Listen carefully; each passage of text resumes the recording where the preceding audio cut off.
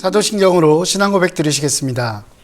전능하사 천지를 만드신 하나님 아버지를 내가 믿사오며 그 외아들 우리 주 예수 그리스도를 믿사오니 이는 성령으로 잉태하사 동정녀 마리아에게 나시고 본디오 빌라도에게 고난을 받으사 십자가에 못 박혀 죽으시고 장사한 지 사흘 만에 죽은 자 가운데서 다시 살아나시며 하늘에 오르사 전능하신 하나님 우편에 앉아 계시다가 저리로서 산자와 죽은 자를 심판하러 오시리라. 성령을 믿사오며 거룩한 공회와 성도가 서로 교통하는 것과 죄를 사하여 주시는 것과 몸이 다시 사는 것과 영원히 사는 것을 믿사옵나이다. 아멘. 할렐루야. 오늘 함께 은혜 나누실 말씀은 사도행전 7장 2절부터 4절까지의 말씀입니다. 제가 가지고 있는 신약성경 197면에 있습니다. 신약성경 197면입니다. 사도행전 7장 2절부터 4절까지의 말씀입니다. 사도행전 7장 2절부터 4절까지의 말씀을 다 찾으신 줄 알고 제가 봉독해 올리도록 하겠습니다. 스데반이 이르되 여러분 부형들이여 들으소서. 우리 조상 아브라함이 하란에 있기 전 메소포타미아에 있을 때에 영광의 하나님이 그에게 보여 이르시되 내 고향과 친척을 떠나 내가 내게 보일 땅으로 가라 하시니 아브라함이 갈대아 사람의 땅을 떠나 하란에 거하다가 그의 아버지가 죽음에 하나님이 그를 거기서 너희 지금 사는 이 땅으로 옮기셨느니라. 아멘. 할렐루야. 오늘도 하나님께서 베푸시는 놀라운 은혜가 저와 여러분들의 삶 가운데 가득 넘치시기를 주님의 이름으로 소망합니다. 앞으로 몇 주 동안 이 사도행전 7장의 내용들을 가지고 함께 은혜를 나누려고 합니다. 사도행전 7장은 스데반 집사의 설교라고 할 수도 있고 그 다음에 초대교회의 첫 번째 순교자였던 그 스데반 집사의 유언과도 같은 그런 본문이라고 할 수 있습니다. 제가 이것을 유언이라고 말씀드리는 이유는 스데반 집사는 이 설교를 하며 자신이 얼마 있지 않아 죽음에 이르게 될 것이라는 것을 알고 있었기 때문입니다. 스데반 집사가 공회에 잡혀온 이유, 그 이유는, 그 죄목은 하나님을 업신여기고 또한 하나님을 모독했다라는 그런 하나님 모독죄에 관련된 것이었습니다. 더욱이 공회에서 유대인들은 이미 거짓 증인들까지 준비해 놓은 상태였기 때문에 스데반 집사가 자신의 생각과 자신의 신앙을 꺾지 않는 이상 그는 반드시 죽을 수밖에 없는 상황이었기 때문입니다. 그곳에서 살아나갈 수 있는 방법이 없다라는 것, 그것을 스데반 집사는 알고 있었습니다. 만일 몇 분 뒤, 몇 시간 뒤에 우리가 죽는다라고 하면 과연 우리는 어떤 일을 하고 있을까요? 그리고 우리의 입술 가운데 어떤 이야기를 할 수 있을까요? 아마 저라면 살기 위해서 어떤 변명을 하든지 아니면 살기 위한 어떤 일들을 하지 않았을까라는 생각을 해봅니다. 그러나 스데반 집사는 그러지 않았습니다. 스데반 집사는 살기 위해 변명하지 않았고 거짓 증인을 세워서 자신을 모함한다라고 항변하거나 호소하지도 않았습니다. 그리고 그 얼마 남지 않은 시간, 그 시간을 아끼듯이 바로 하나님에 대해 증거하고 하나님에 대해 이야기하고 있는 것입니다. 그런데 재미있는 것은 그렇게 간절한 스데반 집사의 이 설교, 이 유언 가운데 베드로의 설교처럼 예수님을 믿으라 라는 말은 나오지 않는다는 것입니다. 오늘 본문 7장 2절부터 53절에 이르기까지 예수님의 이름은 한 번도 나오지 않습니다. 52절에 잠깐 상징적으로 예수님에 대해서 표현하고는 있지만 그것이 전부일 뿐입니다. 그런데도 스데반은 예수님의 이야기가 빠져 있음에도 불구하고 이 설교로 인해서 죽음에 이르게 되는 것입니다.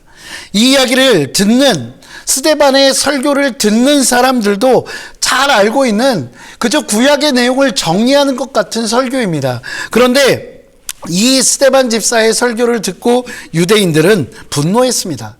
사도행전 7장 54절에 보면 그들이 이 말을 듣고 마음에 찔려 그를 향하여 이를 갈거늘 이라고 이야기합니다.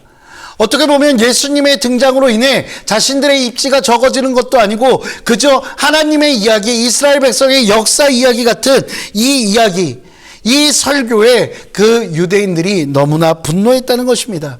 그리고 그 결과 로마의 허락도 없이 스데반 집사를 바로 죽입니다. 여러분, 예수님도 재판을 받으신 이후에 죽임을 당하셨는데 스데반 집사는 그조차도 없습니다. 재판도 없이 그 자리에서 돌에 맞아 죽는 것입니다. 그 이유는 예수님의 이름이 나오지 않아도 그 안에 복음이 녹아 있었기 때문입니다. 먼저 오늘 본문 7장 2절을 볼까요? 스데반이 이르되 여러분 부형들이여 들으소서. 우리 조상 아브라함이 하란에 있기 전 메소포타미아에 있을 때에 영광의 하나님이 그에게 보여라고 기록되어 있습니다. 스데반 집사는 아브라함의 이야기를 하며 그가 영광의 하나님이 아브라함에게 보였다라고 강조하고 있는 것입니다. 이 말이 유대인들의 귀에는 거슬리는 소리였고 바로 복음의 진수라고 할 수 있는 것이 담겨 있는 것입니다. 여러분, 아브라함이라는 인물은 그냥 인물이 아닙니다. 유대인들에게 있어서는 특별한 존재입니다. 유대인들이 자신들을 하나님께서 특별히 선택한 선민이라고 생각하는 그 택하신 민족이라는 그 생각, 그 선민 사상의 근거가 되는 인물이 바로 아브라함이기 때문입니다. 유대인이 볼 때 아브라함은 하나님이 모든 민족 중에서 특별히 택하신 인물입니다. 아브라함이 위대하기에 그 자연이 그 아브라함의 피를 물려받은 자신들 유대인들도 특별한 존재가 되는 것이고 아브라함처럼 위대한 존재라고 이야기하는 것입니다. 나는 너희들과 달라. 나는 하나님께서 선택하신 혈통이야 라고 이야기하는 것입니다. 그런데 오늘 스데반의 이 설교 안에는 이들의 이 선민 사상을 신랄하게 비판하고 있는 것입니다. 왜냐하면 하나님께서 아브라함을 택하신 이유는 아브라함이 특별하거나 아브라함이 대단해서 불러주신 것이 아니라 그저 하나님의 은혜로 아브라함을 불러주셨다는 것입니다. 다시 말해 아브라함이 대단한 것이 아니라 그 아브라함을 불러주신 하나님이 대단한 것이야 라고 이 유대인들 앞에서 이야기하고 있는 것입니다. 그 아브라함에게 하나님께서 먼저 찾아와 주셨고 그 은혜로 아브라함은 부르심을 입었을 뿐 아브라함은 아무런 공로가 없다는 것입니다. 이것은 유대인들이 율법을 지켜야 거룩한 백성이 되는 것, 그렇게 주장하는 그 유대인들의 주장이 잘못된 것이고 그저 완전한 하나님의 은혜로 거룩한 하나님의 백성이 된다는 것을 이야기하고 있는 것입니다. 여러분, 이것이 무엇입니까? 바로 복음입니다. 이스라엘 백성들, 그 이스라엘 백성들 유대인들이 무엇인가 율법을 지키고 하나님의 말씀을 지켜서 그들이 구원을 얻은 것이 아니라 그저 하나님의 선물로 예수 그리스도의 십자가의 공로로 그들은 구원을 얻었다라는 복음이 이 안에 담겨 있는 것입니다. 아브라함은 자기가 잘나서 무엇인가 잘해서 하나님의 백성이 된 것이 아니라 그저 아무 공로 없이 하나님의 은혜 가운데 거한 것뿐이라는 것입니다. 땅도 자손도 아브라함이 무엇인가 이룬 것이 아니라 그저 하나님께서 약속해 주셨기 때문에 아브라함에게 그리고 그 자손들에게 주어졌다라고 설파하고 있는 것입니다. 결국 유대인들 너네들이 특별하다라고 이야기하지만 그것이 아니라 유대인들이 특별한 것이 아니라 오직 하나님만이 그리고 예수 그리스도만이 특별하다라는 것을 보여주고 있는 것입니다. 여러분, 예수 그리스도의 그 구속 사역 역시 아무 것 우리의 공로 없이 우리에게 주어진 은혜라는 것, 그것을 그 복음을 스데반 집사는 전하는 것입니다. 저는 이 말씀을 보면 그런 생각을 합니다. 우리 역시도 아무 공로 없이 그저 부르심을 입은 사람들이라는 것입니다. 내 공로, 내 노력, 그런 것들을 자랑할 것이 없는 그저 부르심을 입은 사람들이라는 것입니다. 내 발로 교회에 나오고 내 결정으로 교회에 나와 하나님을 예배하는 것 같지만 그것이 우리의 공로가 아니라 하나님께서 하셨다는 것입니다. 때로는 내가 헌신하고 때로는 내가 봉사하고 내가 구제하지만 그것이 내 힘으로 하는 것이 아니라 하나님께서 도우시고 하나님께서 우리의 마음을 감동시키사 하시고 있다는 것입니다. 내가 믿는 것이 아니라 하나님을 믿는 것, 그것은 하나님께서 우리에게 믿음을 허락하셨기 때문입니다.